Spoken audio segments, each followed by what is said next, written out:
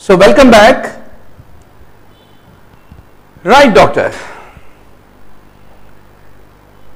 If you summarize parasympathetic nervous system,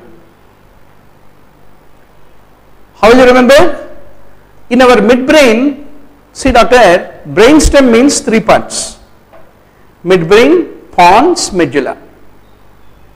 Midbrain, pons, medulla.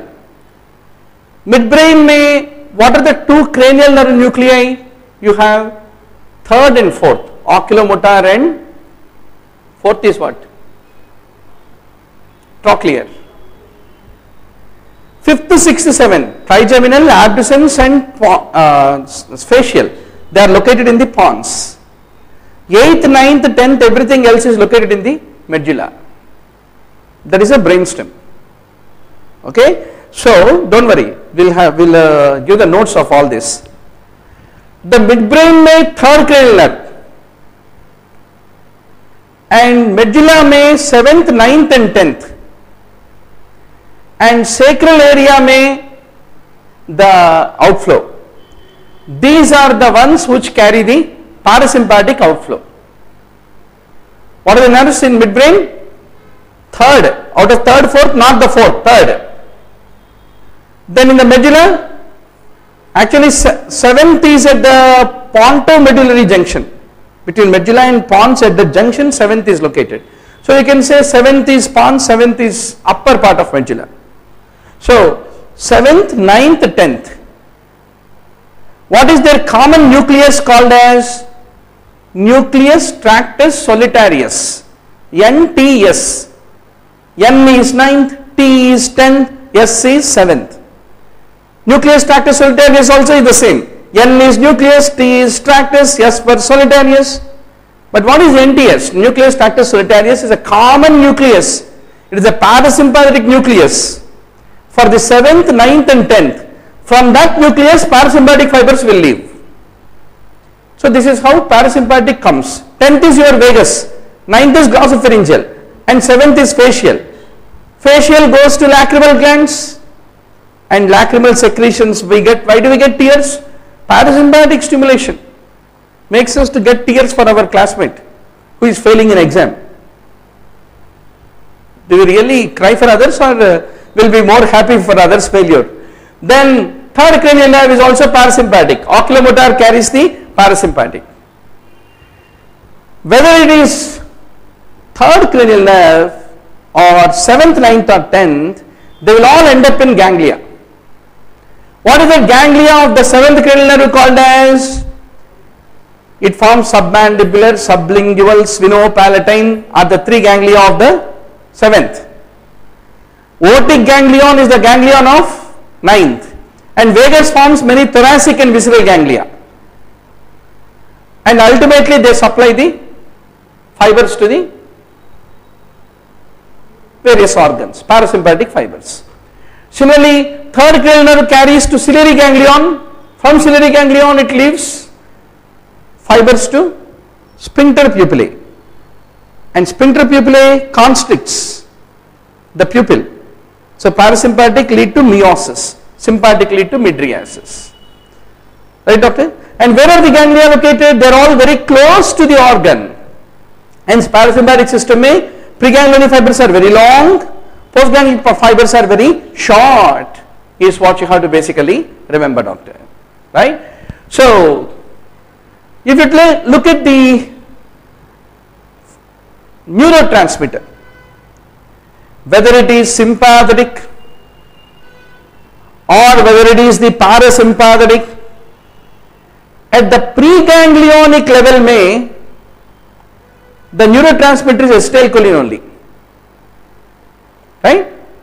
But postganglionic, when they come out, if it is the sympathetic fibers coming out of the adrenal gland, then they produce epinephrine, which acts on adrenergic receptor.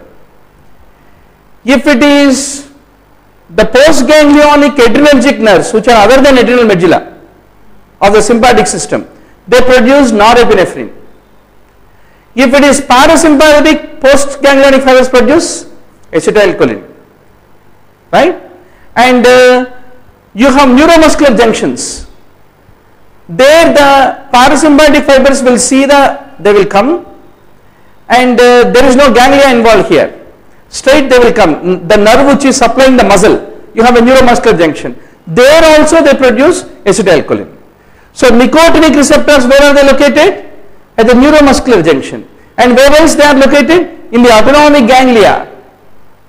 Autonomic ganglia. Which ganglia?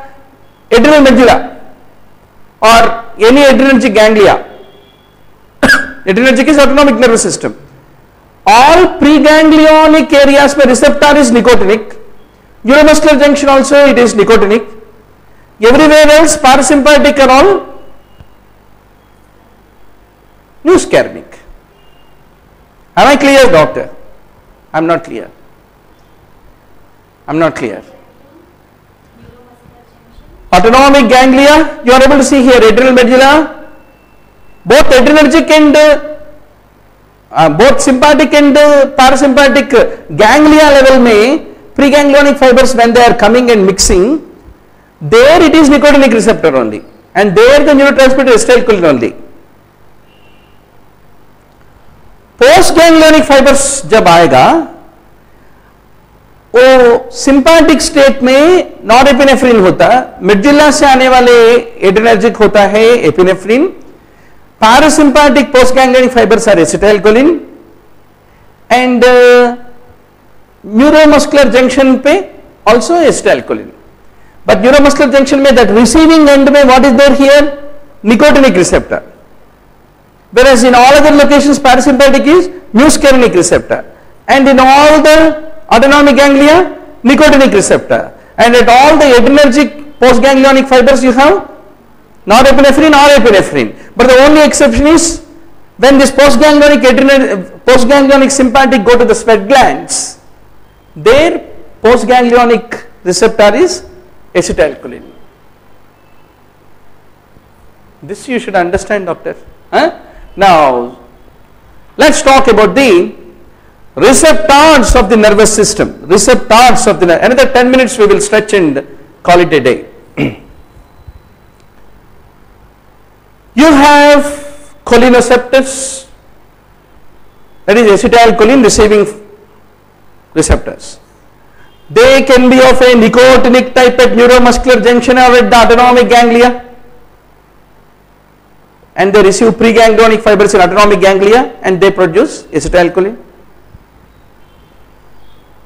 And even in the brain in some areas you have acetylcholine produced in the synapses. Alzheimer's disease you heard, people develop dementia, they forget everything. Ronald Reagan, Margaret Thatcher, they forgot that they were the premiers of a top countries when they had suffered from Alzheimer's in the last days. So doctor, what is the cause of Alzheimer's? The acetylcholine that is there in the brain, no, that diminishes, is responsible for the memory loss in Alzheimer's disease. So acetylcholine receptors are broadly divided into. Priya says, sir, it is not clear. Is it not clear? I am not sure what is not clear. Actually, I have seen little later. Chart is not clear, or the concept is not clear. Priya only should punch it back. But is it clear, Gyaneshwari? Right? Neuromuscular junction, what kind of receptor? Neuromuscular junction. If you say muscarinic, I will jump from the building. Emotional blackmail. What is the correct answer? Neuromuscular junction. Nicotinic. Everywhere else parasympathetic is? Everywhere else other than neuromuscular junction parasympathetic is muscarinic. At autonomic ganglia where preganglionic fibers secrete acetylcholine, it is nicotinic. Come on, be confident, no hesitation. And sympathetic system में all sympathetic preganglionic fibers acetylcholine and nicotinic receptors. Postganglionic sympathetic produce, if it is medulla, adrenal medulla, epinephrine, other places norepinephrine, and the only exceptions where sympathetic postganglion produce acetylcholine is sweat glands in the palm. Sir, explain concept in chart. Both are not clear. Explanation and concept in the chart. Oh, I think I need to fly to Jodhpur to teach Priya, especially with a pen and paper. Probably a good teacher is not meant to teach. A good teacher is meant to confuse you sufficiently enough that you are stimulated to go back and read. At least in that Priya gives me good marks. All right. As we keep discussing, we will clear those concepts. So acetylcholine receptors are nicotinic or muscarinic. Now doctor, what is the thing that happens when acetylcholine binds with the nicotinic receptor? What are the chemical changes that happen? Whenever the nicotinic acetylcholine receptor, acetylcholine comes and binds, the sodium channel opens, sodium permeability increases and the sodium moves, and the movement of the sodium will lead to depolarization of the postsynaptic membrane and that lead to muscle contraction. That is how the nicotinic receptors at the neuromuscular junction initiate the muscle contraction by the movement of sodium is what need to be remembered. So acetylcholine interact with nicotinic receptors that opens the channels and pass the sodium. The sodium current causes membrane depolarization. Membrane depolarization moves the calcium into causes the release of calcium from sarcoplasmic reticulum, and that in turn lead to muscle contraction. That is how muscle contraction occurs whenever the neuromuscular junction happen to release the acetylcholine is what need to be remembered. Now, what is the fate of the acetylcholine? Okay, acetylcholine is produced in the neuromuscular junction. Will it remain there forever? No. There is a acetylcholine esterase which will quickly break it down so that the postsynaptic membrane will not go into persistent depolarization. It should not happen, no? Acetylcholine आया, sodium को भगाया अंदर, उसके वजह से थोड़ा calcium release हुआ sarcoplasmic reticulum में, मसल कंट्रैक्ट हुआ. जब मसल कंट्रैक्ट हुआ, एसिटाइलकोलिन यहां क्या कर रहे, उसका जरूरत नहीं है, उसको मार देना. कैसे मार जाएगा? There is a acetylcholine esterase enzyme which will basically do that. Now doctor, let us summarize what we have learned in a more clear way. You have nicotinic receptors. When acetylcholine binds, sodium moves. Sodium moves. Now how will muscle relaxants basically act? Two ways muscle relaxant can act. What is meant by muscle relaxant? That makes the muscle relax without contraction. Two ways they can act. One group of muscle relaxants, they look like acetylcholine. They come and bind with the acetylcholine receptor and prevent the acetylcholine from binding. Got it? You have one group of muscle relaxants. How do they act? Only if the acetylcholine binds, sodium channel opens, calcium releases, then muscle contraction occurs.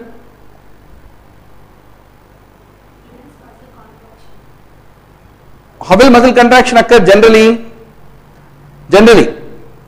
Acetylcholine comes, binds, sodium moves, that causes depolarization, and that will cause the release of calcium from sarcoplasmic reticulum, and that causes the actin-myosin interaction and lead to muscle contraction.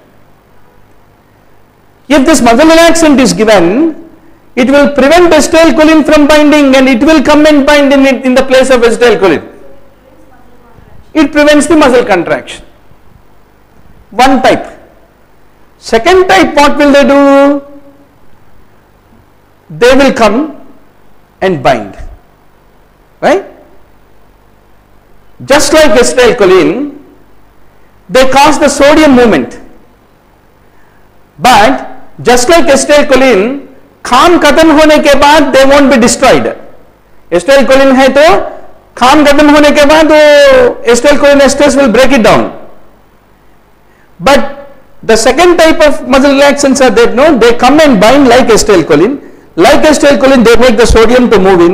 Like acetylcholine, they lead to membrane depolarization, but they lead to persistent depolarization. Membrane remains in persistent depolarized state. It won't from depolarization go back into repolarization. Once more depolarization वो नहीं होता. Depolarization में नहीं जाएगा. अगर persistent depolarization में रह गए तो that stimulus for calcium release will be gone. So muscle cannot contract. That is how they cause the relaxation.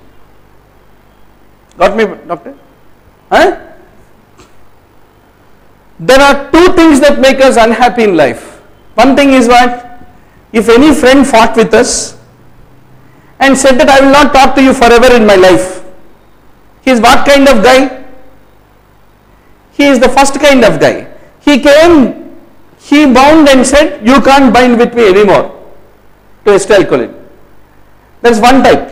Second type, he comes, he sits with you, though he hates you, and he tortures you by his constant presence. That is the second type. What type it is?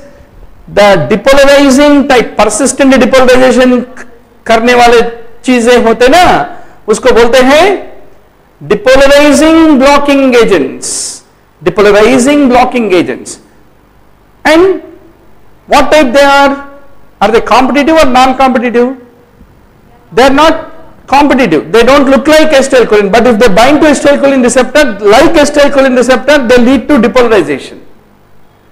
So, one type of muscle relaxants are called non-competitive, persistently depolarizing type of muscle relaxants. Second type, they don't cause depolarization, but they look like acetylcholine. They come and bind, and they are competitive antagonists to acetylcholine. So they are called competitive, non-depolarizing muscle relaxants. That is the broad class. Anyway, we will have muscle relaxants, a different story. Other than this, I hope this is clear for the, at least partially clear for our online classmates. So, you have two kinds of blockade.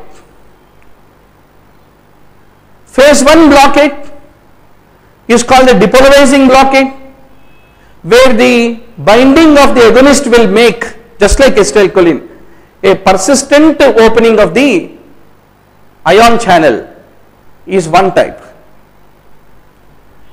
Then the phase 2 blockade is, the channel will not open, but that competes with the acetylcholine binding, right? Like a competitive antagonist, which is non-depolarizing in type. That is called phase 2 block. There are the two kinds of blocks. So what are the various agents which act like a antagonist to the acetylcholine at the neuromuscular junction and lead to smooth muscle relaxation, skeletal muscle relaxation? Tubocurarin. It prevents acetylcholine from binding. It comes and binds, but it does not stimulate the depolarization or the calcium release or the muscle contraction. So it is called, tubocurarin is a competitive non-depolarizing blocker which blocks the effect of acetylcholine on the skeletal muscle, is what need to be remembered. Similarly, what is the similar kind of a competitive blocker of the acetylcholine at the autonomic ganglia? We have seen now all sympathetic preganglionic fibers release acetylcholine, which goes and binds with the nicotinic receptors in the autonomic ganglia, no? Trimetaphan competes with the binding of the acetylcholine to the nicotinic receptors in the autonomic ganglia, sympathetic ganglia. So if you use trimetaphan, what will happen? Preganglionic sympathetic fibers are producing acetylcholine, but it is unable to stimulate the Postganglionic fibers, if the postganglionic fibers are not stimulated, postganglionic norepinephrine or epinephrine is not released. If it is not released, sympathetic system get paralyzed. If it got paralyzed, patient goes into hypotension. So trimethophan-like agents are called ganglionic nicotinic blockers, which block the acetylcholine from binding with the nicotinic receptors in the autonomic ganglia. Tubocurarine are the competitive non-depolarizing blockers, which are blocking the acetylcholine from binding to the nicotinic receptors on the neuromuscular junction and lead to muscle relaxation. That is the point you need to appreciate, doctor. So I leave with this because already it is 7:45 p.m. and that would be leading to a depolarizing block of your mind, so which we don't want. So tomorrow you will have orthodontics. Then Shyam Prasad Reddy sir will be completely having an amazing review of pathology on Friday. Saturday we will plan who will be the teacher, and Sunday you will have the grand test 9 to 11, 11 to 1 is discussion. No, actually a state MD entrance is 90 minutes, 100 questions. We will give you 100 marks paper only. 9 to 10:30. By the time you have coffee break, teacher will come by 11 o'clock. 11 to 1 we will have Dr. Rakesh Rao, orthodontist. He will discuss the entire mock test paper. 11 to 1:30. And afternoon post lunch you will have once more Dr. Shyam Prasad Reddy sir fully reviewing the pathology until evening 7:30. Oral pathology. Right, doctor? That's the plan. Thank you very much for everyone for participation. We like to see you all online every day. Thank you.